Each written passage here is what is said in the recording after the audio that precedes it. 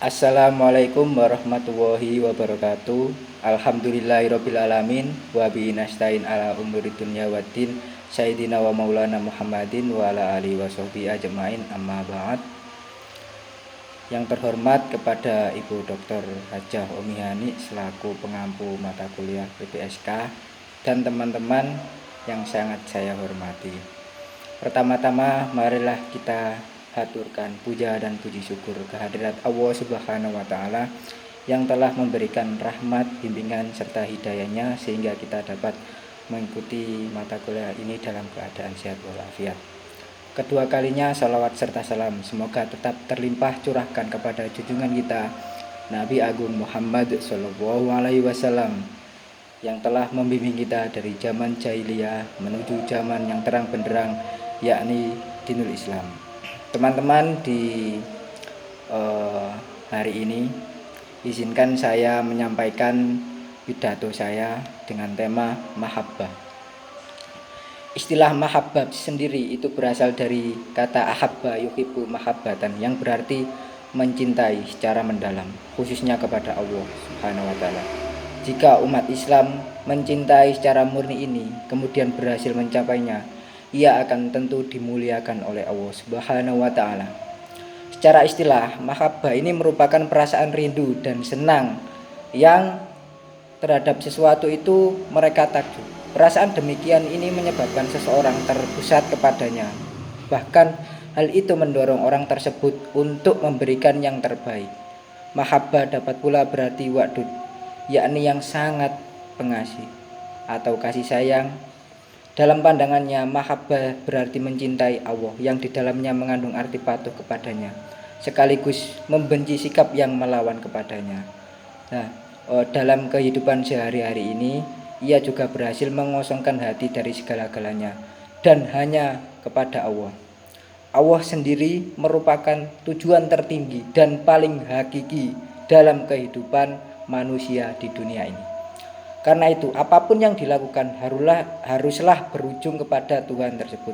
Salah satunya dengan cara memahami konsep mahabbah atau cinta kepada Allah. Perasaan cinta tersebut harus diikuti dengan ketulusan dan pengorbanan apa saja hingga kita sangat mencintai kepada Allah Subhanahu wa taala. Konsep mahabbah sendiri ini pertama kali dicetuskan oleh seorang sufi wanita terkemuka, yakni beliau bernama Robiah Al-Adawiyah. Nah, beliau ini seorang perempuan yang menghijabi dirinya dengan keikhlasan agama, yang selalu memandang bahwa api cinta dan kerinduannya itu hanya kepada Allah Subhanahu wa taala. Seseorang yang selalu terpikat oleh kecenderungannya untuk selalu dekat dengan Tuhannya dan dilumati oleh keagungan dengan menyatu dengannya. Nah, Robiah sendiri ini memahami betul bahwa Tuhan dunia ini juga Tuhan di hari kemudian. Oleh karena itu, jika Tuhan ridho kepada kita yang menjadi pertama dari semuanya, ia akan menganugerahi surga atau jannah ketika kita kelak di akhirat nanti, dan melimpahkan apapun manfaat dan keberkahan kita di dunia ini. Mahabbah adalah kecenderungan hati kepada sesuatu yang menyenangkan atau cinta ilahi. Nah, dalam pandangan sufi sendiri, Robiah Al-Adawiyah ini mempunyai kedudukan nilai tertinggi, dan makrifat merupakan aspek yang satu sama lain ini tidak dapat dipisahkan. Robiah sendiri mengisyaratkan adanya dua bentuk cinta. Yang pertama adalah cinta lahir dari kesaksian kemurahan Tuhan dalam bentuk kecukupan hajatnya, hidupnya, insannya, kenikmatan indrawinya, serta kehormatan harga diri, sehingga tiada disangkal jika hati cenderung dan tergiring untuk mencapai zat yang memberi kemurahan itu. Cinta seperti inilah yang disebut dengan hubbul hawa, dan karena ada kecenderungan hati untuk mencintainya. Nah, yang kedua ini cinta yang lahir dari kesaksian hati kepada adanya kesempurnaan itu. Jika hal tersebut menyelimuti hati seorang hambanya yang dibuka oleh Allah, maka tampaklah tersebut keindahan serta kesempurnaan Tuhan dalam segala hal Pada saat demikian, otomatis lahir rasa cinta yang kokoh sebagai seorang hamba kepada Allah. Lah, cinta yang kedua inilah yang sesungguhnya paling hakiki, karena seorang hamba tidak melihat seberapa besar Allah memberikan kecukupan hajat hidupnya, melainkan sebuah cinta yang melintasi segala ruang dan waktu serta mengatasi segala keadaan, baik ketika kita suka maupun duka. Nah, dari cerita Robiah Al-Adawiyah tersebut, maka beliau pernah berkata, "Ya Allah, jika aku menyembahmu karena takut neraka, bakarlah aku di dalamnya. Dan jika aku menyembahmu karena mengharap surga, campakkanlah aku darinya. Tetapi jika aku menyembahmu demi engkau semata, janganlah engkau memperlihatkan keindahan wajahmu yang abadi kepadaku. Tuhanku, tenggelamkanlah diriku dalam lautan keikhlasan mencintaimu. Tak ada sesuatu yang menyibukkan selain berzikir tulus kepadamu, ya Allah." Maka dari itu, di dalam kehidupan kita ini ada salah satu tokoh yang juga bermahabbah atau cinta kepada Allah melebihi cintanya kepada dunia, yakni salah satu tokoh intelektual terkemuka, M.H. Ainun Najib. Beliau juga pernah berkata bahwasanya beliau tidak peduli dengan nasibnya di dunia, tapi yang penting tujuannya, yakni kelak ketika kita di akhirat. Beliau tidak memikir jabatan, tidak memikir pangkat, dan tidak memikirkan apa itu kekuasaan.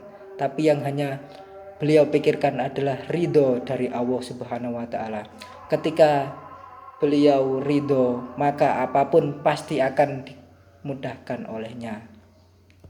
Maka dari itu, cinta kepada Allah juga akan melahirkan bentuk kasih sayang kepada sesama, baik kepada sesama manusia maupun kepada seluruh alam semesta dan seluruh ciptaan Tuhan Yang Maha Esa. Hal ini didasarkan pada dalil-dalil syara baik Al-Quran maupun hadis yang menunjukkan tentang persoalan mahabbah. Lah, Islam sendiri mengenal mahabbah sebagai bentuk kecintaan seorang hambanya kepada penciptanya, yakni Tuhan Yang Maha Esa atau Allah Subhanahu wa Ta'ala. Dalam Al-Quran sendiri, Allah Subhanahu wa Ta'ala berfirman dalam surat Ali Imran ayat 31 sampai 32. A'udzu billahi minasyaitonir rajim. Bismillahirrahmanirrahim. Qul in kuntum tuhibbunallaha fattabi'uni yuhibbukumullahu yaghfir lakum dunubakum wallahu ghafurur rahim. Qul ati'ullaha war rasuli fattabi'uni fa innallaha la yuhibbul kafirin. Yang artinya, katakanlah jika kamu benar-benar mencintai Allah, ikutilah aku. Niscaya aku mengasihi dan mengampuni dosa-dosamu. Allah Maha Pengampun lagi Maha Penyayang. Katakanlah, taatilah Allah dan Rasul-Nya. Jika kamu berpaling, maka sesungguhnya Allah Subhanahu wa Ta'ala tidak menyukai orang-orang kafir. Hadis lain berkata bahwasannya an Abi Musa an Nabi sallallahu alaihi wasallam qala man uhibbu liqa Allah uhibbu wa liqa'u wa man kariha liqa Allah karihal liqa. Dari Abu Musa dari Nabi sallallahu alaihi wasallam bersabda, barang siapa yang mencintai dan berjumpa kepada Allah, Allah mencintai berjumpa kepadanya. Sebaliknya, yang membenci berjumpa dengan Allah, Allah pun membenci berjumpa dengannya. Hadis riwayat Bukhari.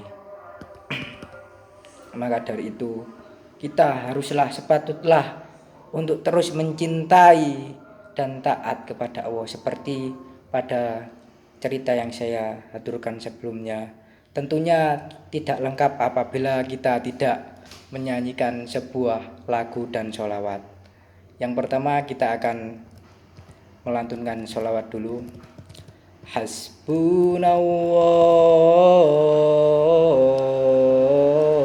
wa ni'mal wakil,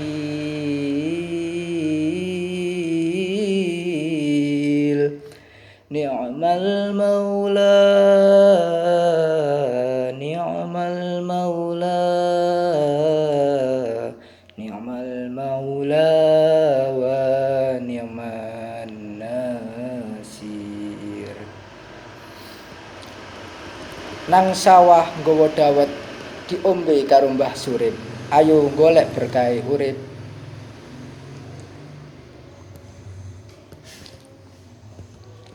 Tentunya tidak lengkap apabila kita tidak menyanyi sebuah lagu.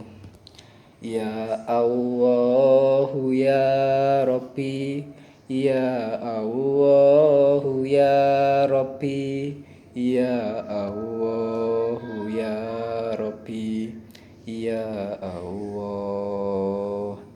Ya Allah, jangan kau coba aku melebihi batas mampu dan sanggupku. Ya Allah, bila memang ku coba, aku percaya kau sayanglah padaku. Ya Allahu ya Rabbi, ya Allahu ya Rabbi, ya Allahu ya Rabbi, ya Allah. Ya Allah, lindungilah diriku dari yang menjahati, menzolimiku. Ya, itu adalah sebuah lagu dari band Wali yang menceritakan tentang haruslah kita untuk mencintai Tuhan kita, yakni Allah Subhanahu wa Ta'ala, dengan segenap jiwa raga yang kita miliki. Tentunya dalam pidato saya ini adalah banyak kekurangan dan juga kelewatan, mungkin ada sesuatu hal yang tidak berkenan dalam hati. Saya ucapkan minta maaf dari lubuk hati yang terdalam. Wallahul muwaffiq ila aqwamit thoriq. Wassalamualaikum warahmatullahi wabarakatuh.